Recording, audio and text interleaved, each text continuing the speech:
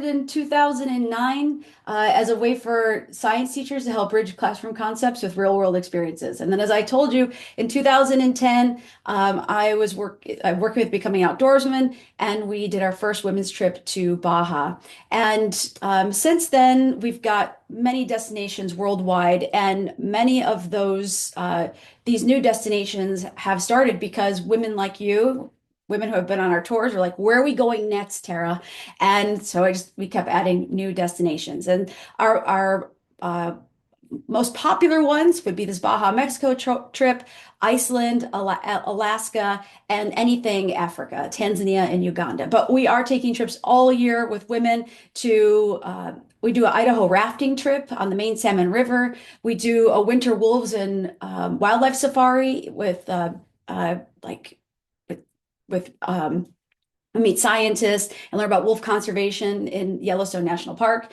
We go off the beaten path in Costa Rica to the Wild Osa Peninsula. We do a snorkeling and scuba diving eco tour in Roatan, Honduras, and help with coral reef restoration. We hike the W Trek in Chile, Patagonia. We're working on textile tours, in addition to all these cool eco adventures. We just added hot springs and mindfulness trips, knitting tours in Iceland and soon Chile. We do the Galapagos, Greenland, East Greenland, which is a harder part to get to, Tanzania, the Serengeti, Uganda to see the gorillas, Peru to Machu Picchu and Inca Trail hike, Hawaii, the Big Island, snorkeling with manta rays and meeting Hawaiians and learning about Hawaiian culture, and also Canada. I'm going to go see the polar bears with a group of ladies in just a couple of weeks. Okay, so that's just some of the places we've been going. And my mission when I created Green Adventures many years ago, 16 years ago, was to help people fall in love with wild places through extraordinary eco adventures, and to help protect people, places, and ecosystems through sustainable tourism. And that's all stemming from a quote that I read in college a long, long time ago. It's my environmental Bible is the Sand County Almanac by Aldo Leopold. And a quote in there, he said, "We abuse land because we see it as a commodity belonging to us. When we see land as a community to which we all belong, it's then we begin to use it with love and respect."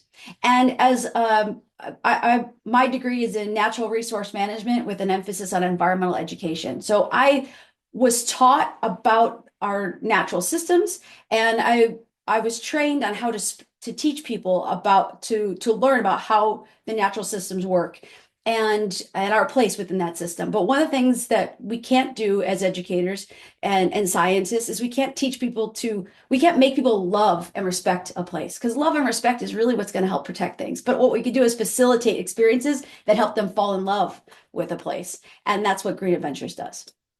So how do we do it? It starts with a dream. Every destination that you see at Green Adventures was something that I always wanted to do, and I would go do it. And I thought everybody else needs to do this. So it's not just me though. I have a team of 5 tour leaders. I work with local partners in all the places we travel to, local experts, and in those places, because you can't go 15 places around the world and expect to know every risk, to know how to deal with learn about every animal, It's so we hire local people in the places we travel, but we have tour leaders on each of the destinations who are basically your first adventure buddies. I always tell people, if you don't know anybody on the trip, you're going to know your tour leader, because your tour leader is going to be in contact with you through our WhatsApp chats. They're going to be a person you can reach out to if you have questions. They do the pre-trip meeting, but when you show up, you have a Green Adventures trip leader. It's kind of like Charlotte on the Sisters on the Fly, who's trying to organize this group for you. So she might be your main point of contact, but even if you don't know her, you will know us. We'll be there to assist you.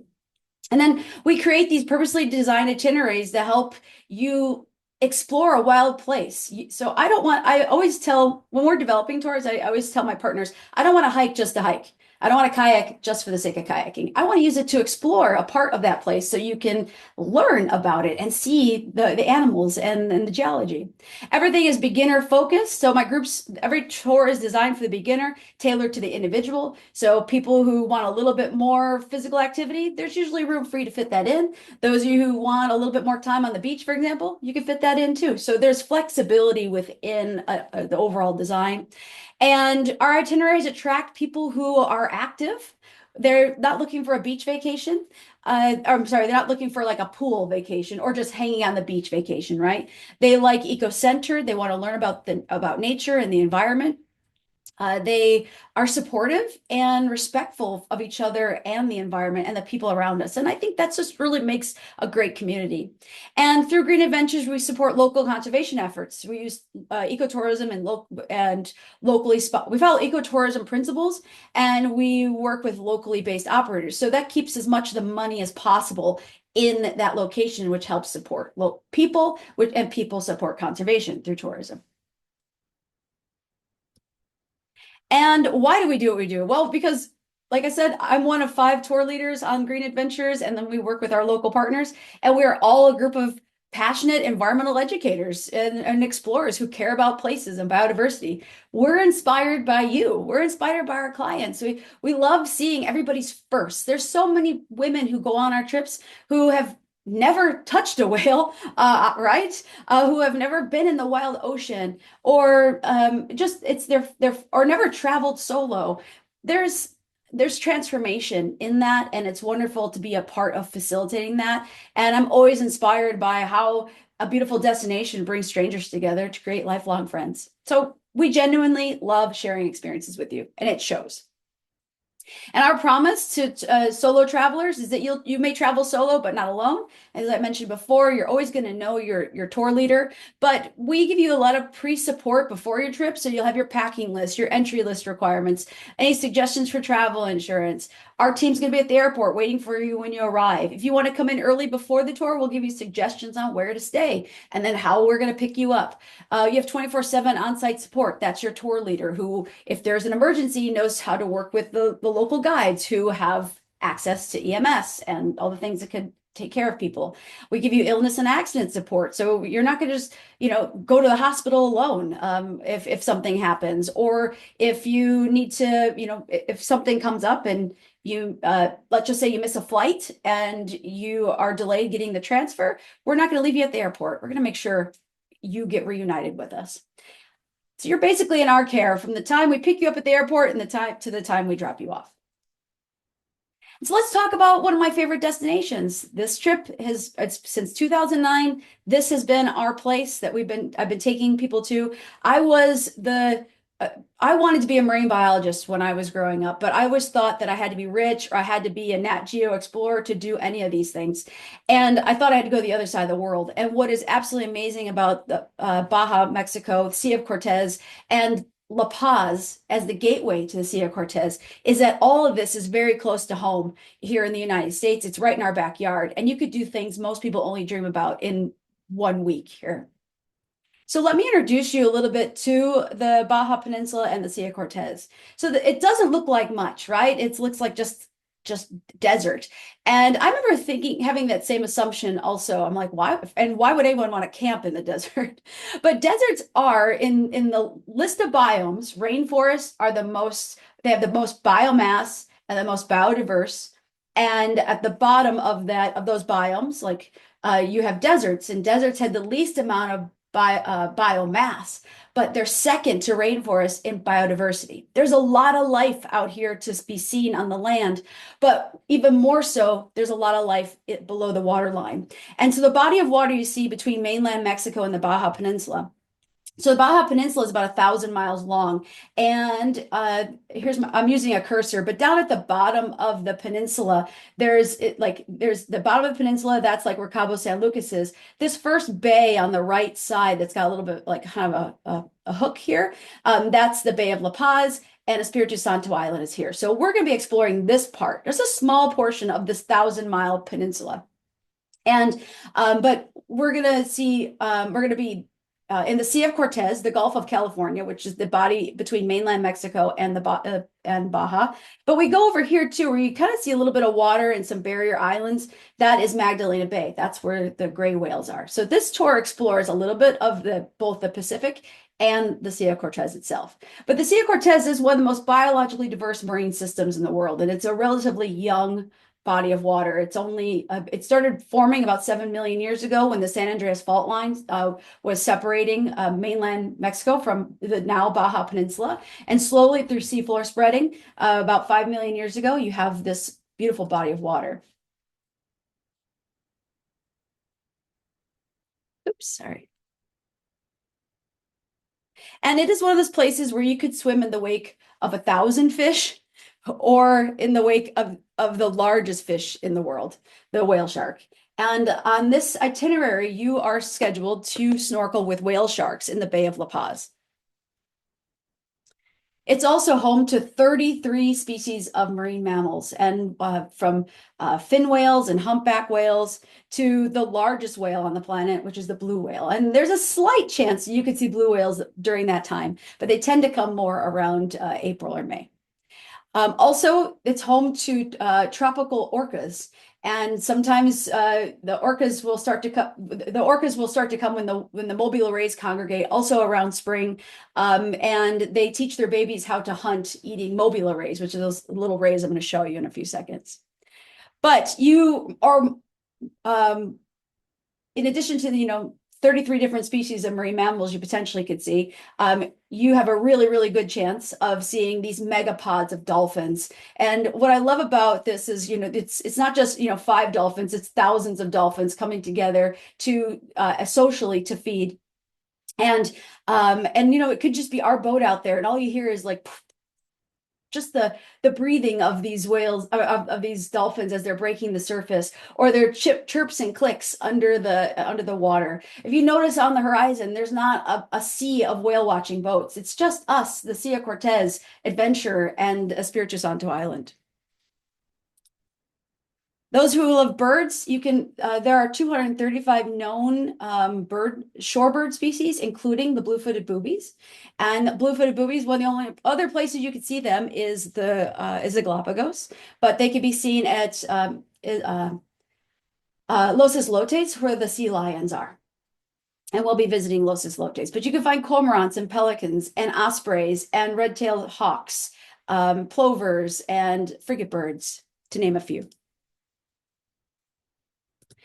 There's also 5,000 invertebrate species that can be seen, from little octopus to nudibranchs. These over here, this black and orange thing on the bottom left is a nudibranch, which is a snail without an external shell. You have, octopus, urchins, sea cucumbers, sea stars.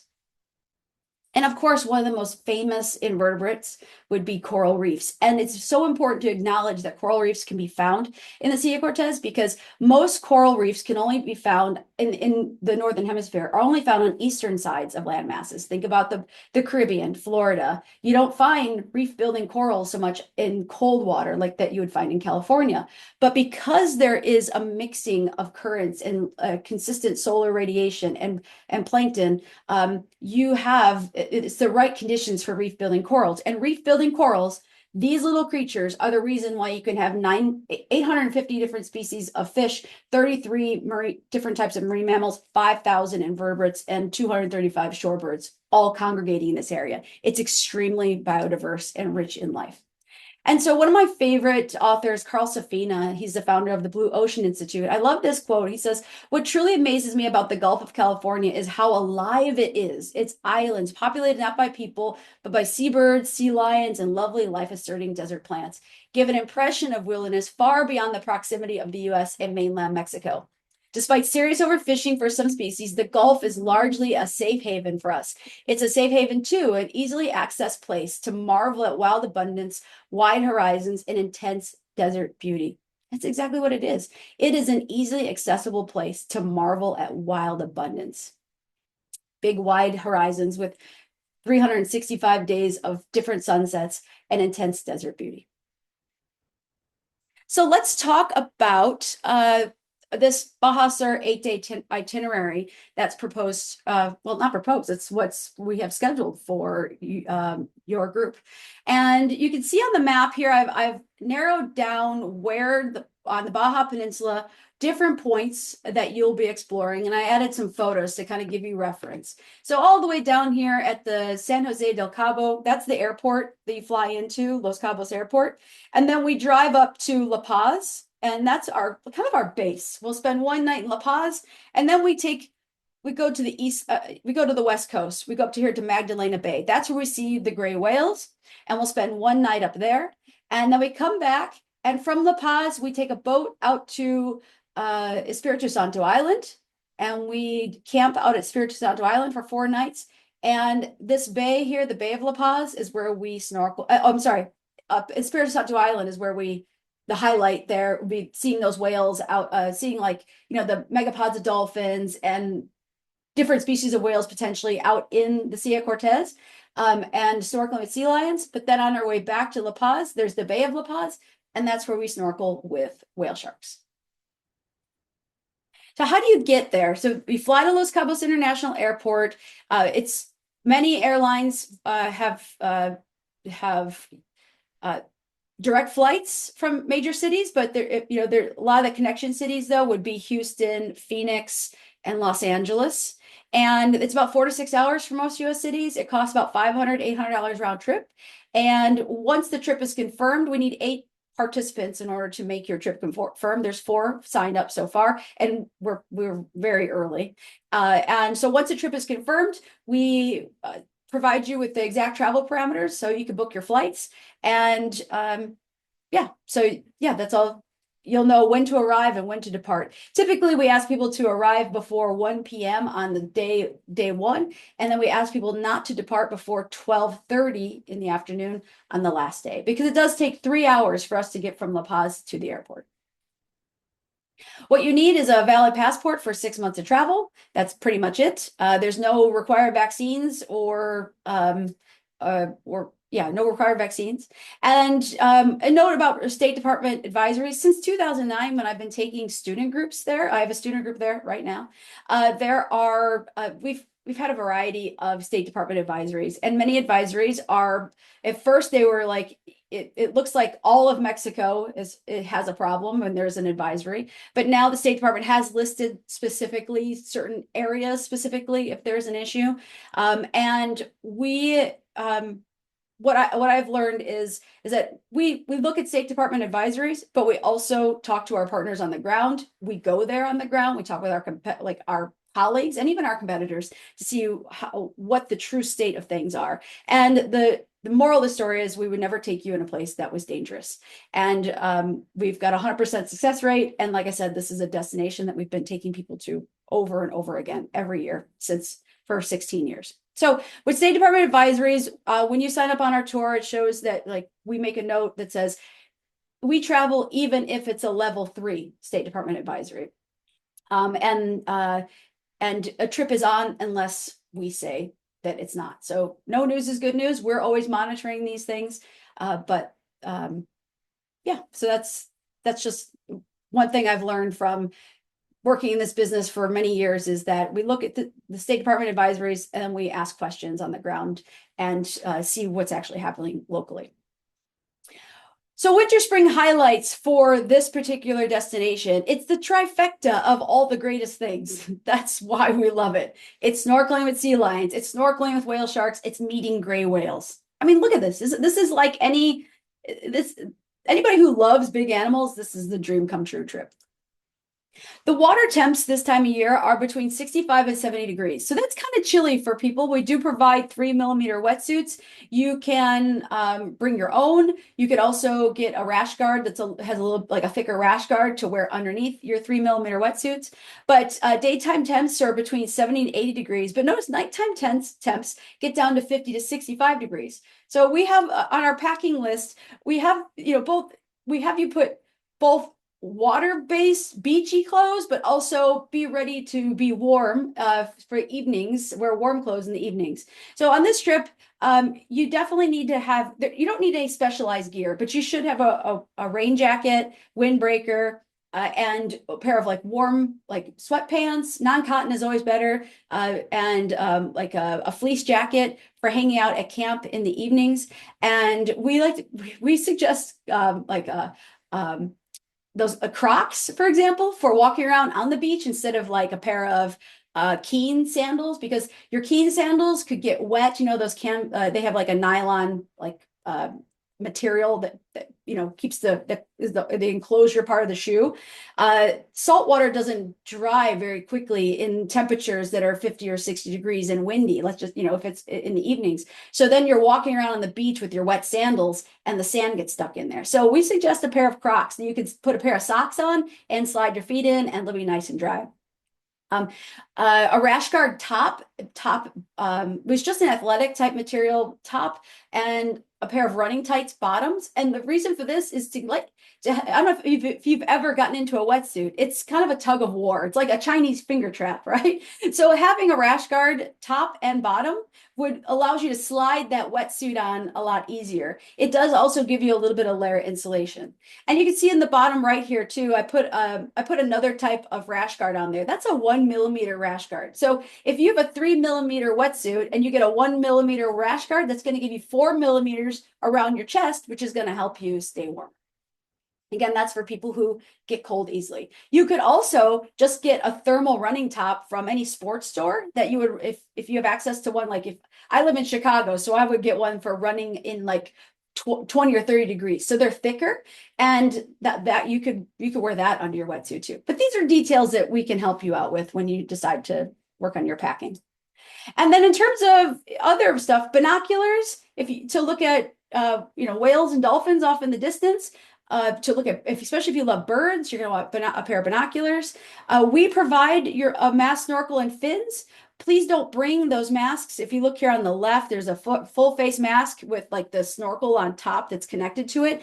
Those are dangerous, and people have, not on my trips, but people have passed out and died and drowned wearing these.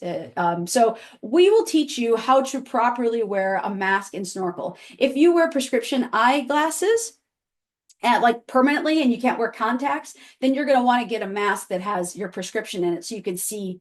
And we have a link to a company where you can get that. And those are, you can get a mask for like $20 or $30. But we will teach you how to wear your mask and snorkel. We'll start at beginner level. And then you see a pair of gardening gloves. That's for playing with sea lions. They're like little puppies, and they will nibble on your fingers. And so that's a way to protect your fingers. And so then we have Magdalena Bay. So let's talk about Magdalena. So this is this is part one of this journey, which goes to the Pacific coast. And this is where we can have interactions with gray whales. Now, gray whales might have one of the largest migrations in the world. They travel 12,000 miles round trip, 6,000 miles each way from Alaska to Baja, California. And they go to these warm lagoons to give birth or to mate, and they're actually really curious of people, and they've been known to they come up to boats. So that's what makes them a fun place for tourists to come learn about gray whales and see gray whales up close and personal. So here's it. Look at that map again. We will be in La Paz. We drive 3 hours up to Magdalena Bay. This bay is it's pretty big, and I think it's 80 miles long, if off the top of my head. And so depending on where the whales are congregating, we might look at them here, or we might look at them down at the southern part of Magdalena Bay. The point is Magdalena Bay, regardless of the port of entry, is where we go to see our gray whales. And so we take a boat that looks like this out into the lagoon, and we basically wait for we take the boat around, and there's some sightseeing, but the main target species is to see gray whales. And when we see a mom and her calf, if they're interested in us, calves tend to be more interested if you like splash in the water. They're like curious, and they'll come over. But we don't chase or harass. We wait for them to come to us. And we say that if you see gray whales, it's a success, right? But if you touch gray whales, that's like you're super lucky. If you kiss a gray whale, that is like that's amazing. So, but the point of that tour is to just see the gray whales. And I'm going to show you some other pictures in a second. But in Magdalena Bay, we will go like this is Magdalena Island that helps create Magdalena Bay. So we'll get off on the beach and walk around on the dunes. There's frigate birds. Sometimes we see coyotes, egrets, and dolphins that are also in the bay. And while we're looking, after we look at those animals, this is kind of what a typical scene looks like when you're out looking for the gray whales. And you might see different behaviors that could just be like this, which is a breach. This is spy hopping, where they come up and it's a way for them to look around and get a better view of what's around you. And sometimes they come right up to the boat where you can touch them or even lean over and kiss them. This is one of the videos that I call this Baby Gray Whales Got the Spins. So we're in the boat, but you put a GoPro camera in the water and you can, see them underwater. Look at this whale's eye, like how many people get to look into the eye of a whale? But this is a mother. She's like 42 feet long and she's just hanging out and Chris is just giving her some pets. And those white spots, those are barnacles that are on their skin.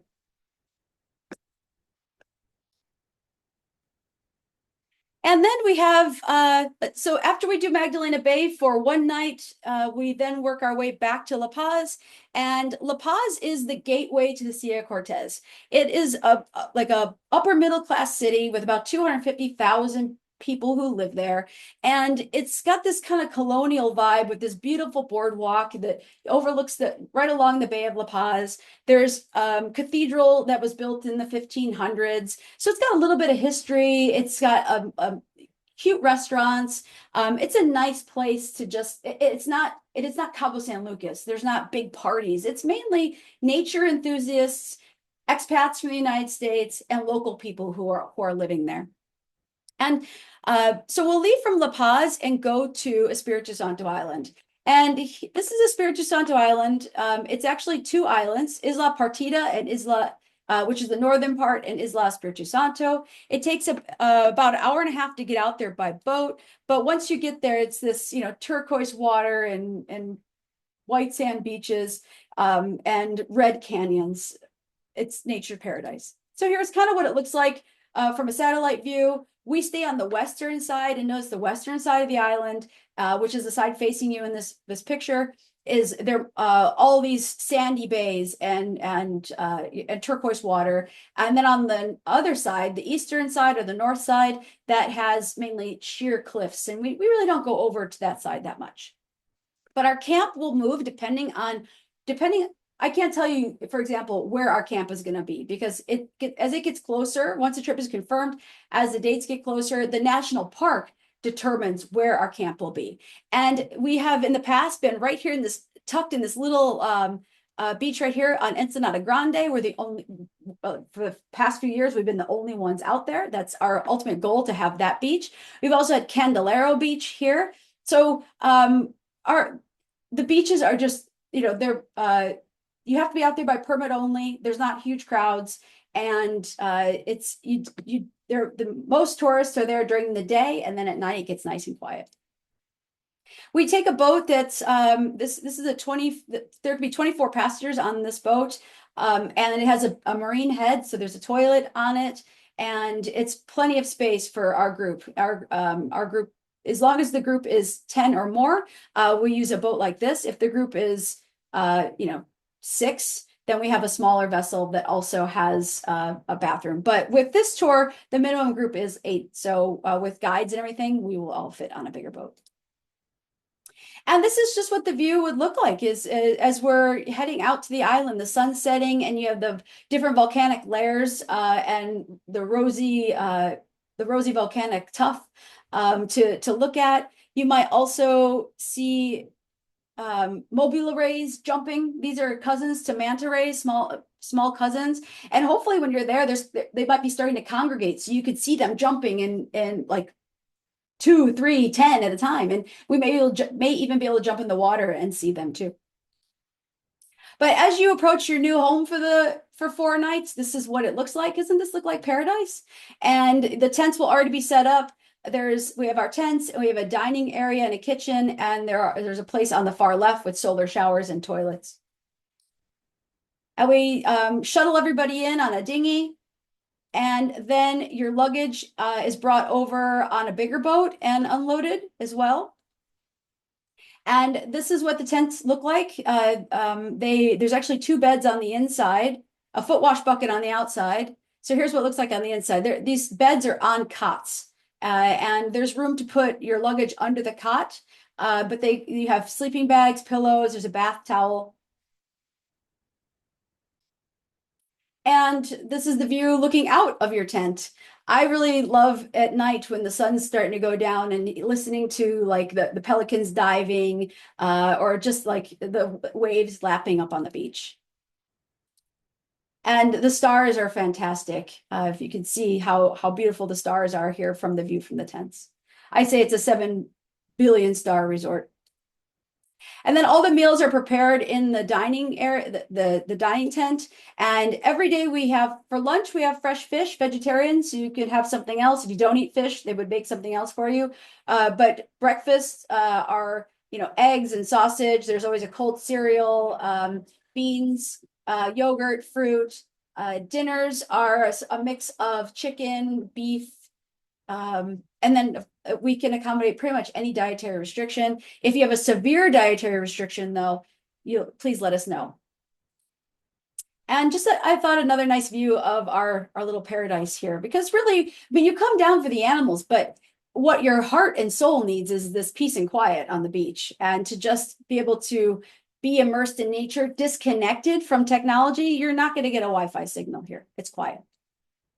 And then in the evenings after dinner, we do evening presentations. This is our marine biologist who's talking about sea lions, and this group is preparing to go snorkeling with the sea lions the next day. Oh, where is the bathroom? I know what you're thinking. And we have they're actually modified marine heads, and so they're in like a tent, and it's a toilet, but it's a manual flushing toilet. So you flush, you do your 1 and 2, you flush it, and you put the paper in the bin to the side. And then there's solar showers. But I find that it's a little chilly in the winter, so I pretty much only do a freshwater rinse. I don't hang out in the shower, because by the time you get to a shower, the sun is starting to go down around this time. And then we do some topside activities, which we do kayaking and sit on top kayaks. We have singles and doubles, and we do an informal paddle along the shoreline. It's nothing intense, and it's based on the tide, the wind, and the weather that particular day. And but it's a great chance to get up close to see the invertebrates. You can look straight down and see fish and corals, and you can see birds. There are some little sea caves to poke in and out of. And here's an example of a Sally Lightfoot crab that you might see on the tide line. We do walks, like nature walks, nothing intense for the hiking, but it's a great way to learn about the desert ecology and the plants. And we walk across the island, so you can actually see those sheer cliffs I was talking about. And you might get to meet some of the local residents, like the Anole. And I know a lot of people wonder, are there snakes? We rarely see snakes, and we've never seen snakes down at the camp. You're more likely to see a black-tailed jackrabbit. I'm sorry, a Espiritu Santo jackrabbit, or a critter called the Bobby-Sori that comes around at night that looks like a ring-tailed cat crossed with a raccoon, who's just running around in our kitchen trying to find leftovers. And then below the waterline, this is where the true adventure begins. I mean, from everything from seeing sea urchins and sea stars to we're about to being able to snorkel with wild sea lions. And as I mentioned before, many people have never even been in the ocean, the wild ocean before. And so we do a basic snorkel checkout and talk about the gear, and we put people in the water, and we make sure your mask doesn't leak, and then we do a few exercises to learn how to kick and feel comfortable in these wetsuits that add extra buoyancy. And then eventually work our way out to shallow reefs, and we'll do a few kind of like we'll do a few different sites that gradually help you feel better about your skills. And then we'll teach you how to do the giant stride, which is if or you could just sit on your butt and slide off the back of the boat too. And this is the giant stride. And these are just some of the views that you could see while snorkeling here in the Sea of Cortez. This is a school of king angelfish. They're one of the most colorful fish in the bay, and they're typically in groups like this. And there's also a surgeonfish mixed in there. These are grunts that congregate right along the shoreline during the day, and then at night they go hunting over the fish, over the sand flats. And this is a school of surgeonfish. They get their name because they have three little scalpels near the base of their tail, like that are sharp. And if you were to, they use them to defend themselves. But these are your opportunistic feeders around the reef. They eat both, like they do a little hunting, but they also eat dead or dead and organic matter around the reef. They're like the garbage bin. And then, of course, here's the sea lion. So snorkeling with sea lions, we are at a colony of, there's now 700 or more sea lions there. And what makes this time of year fun is that sea lions, they're still, the pups are now teenagers, and the teenagers are who we're looking for. They're the ones we want to play with. And they're really curious. They'll come right up to your face, look you in the eye. They've got their whiskers. You could reach out with your fingers and kind of get their attention. And they may nibble on your fingers, or they just may, play a game of chicken with you and start darting around and swimming around you, doing all sorts of somersaults.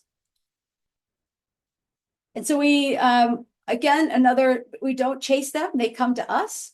And it's just a cool way to get up close. Oh, here's actually a video that I have of snorkeling with the sea lion. See how they like to nibble on your fins. And this one is like playing, like, I'm going to nibble on your fin. I'm not going to come right up to your face just yet. But it's I don't know, it's one of those, a really neat experience to interact with a wild animal in their own habitat.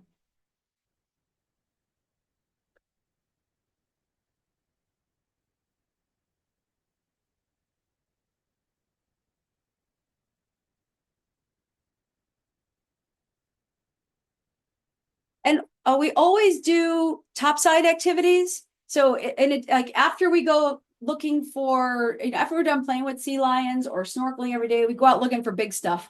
And that's when you go looking for those megapods of dolphins or whales, for example. And here's a video of some dolphins bow riding off of, let's see if this will work. Yeah, so the dolphins bow riding off the front of the boat. And you may not be able to hear the audio, but you can actually hear the chirps and clicks of them right below us. This is a common occurrence. And on my website, I don't put things that I don't feel like that you have a really, really, really, really great chance of experiencing. I don't want to oversell or overpromise and then underprovide. Our goal is to give you a good expectation and then wow your socks off. But sometimes we rely on Mother Nature to provide, these experiences. But Sea of Cortez is like a box of chocolates. You never know what you're going to get. And usually you come back looking for more. So let's talk about whale sharks. So whale sharks come to the Bay of La Paz from about November through May. And they are a highly regulated species that we can interact with. So we have to have permits, we have to have special timing in order to get into the bay. And the whale sharks that we swim with are typically like 16 to 20 feet long. So they're juveniles. The biggest whale sharks can get 40 feet long, and they are usually out in the open water. They rarely come to shore, but it's still a really cool experience to be with them. And here on the map, just to give you another perspective, so here in the gray circle, this is the Bay of La Paz, and this is where we would potentially snorkel with whale sharks.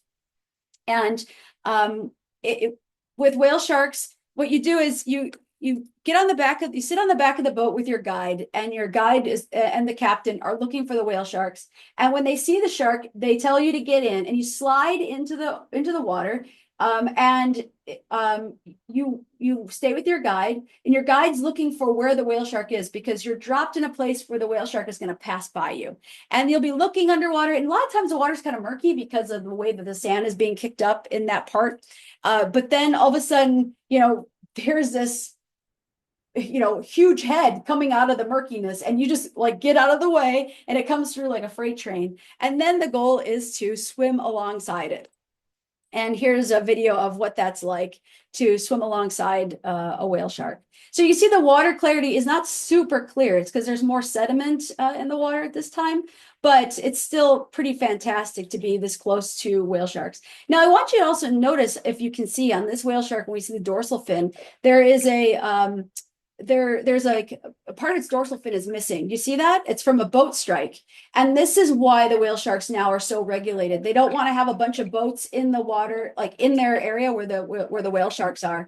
So there's a limited amount of time each boat can stay with each shark. So having whale shark tourism and the permits has led to regulation, which has led to protecting the individuals.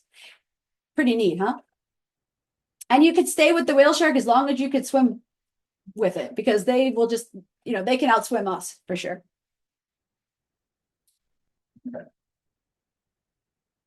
And one of my favorite experiences with whale shark is I felt like this must be what a whale shark dentist must see, right? Look at this. So this whale shark is feeding on the surface.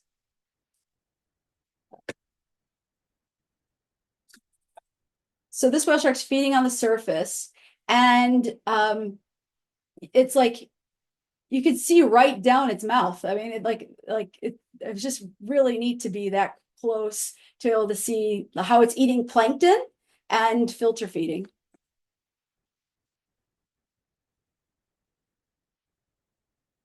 So, I mean, I hope that this sounds like a trip that is exciting to you, that appeals to you. And if you are interested in joining, actually, I'm sorry, the date up here, it should say 2026, Baja Women's Adventure. But the date for your trip is February 15 to 22, 2026. And you have a link within your, that's provided by Charlotte through Sisters on the Fly.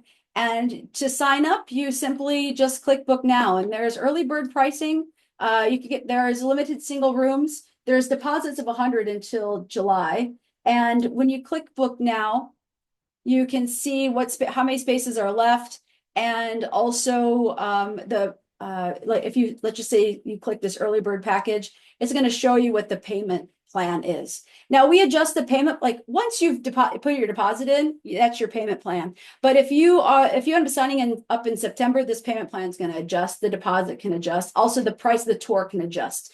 We have dynamic pricing. We do our best to hold the prices, but once you put a deposit in, you're locked in. But the price could change at any time throughout the year, based on availability, based on what's going on with the US dollar. So it's in your best interest to sign up as soon as possible if you're interested. Okay.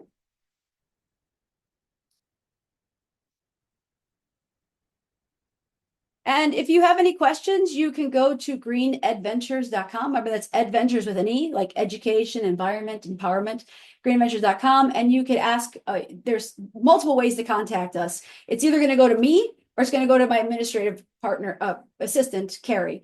And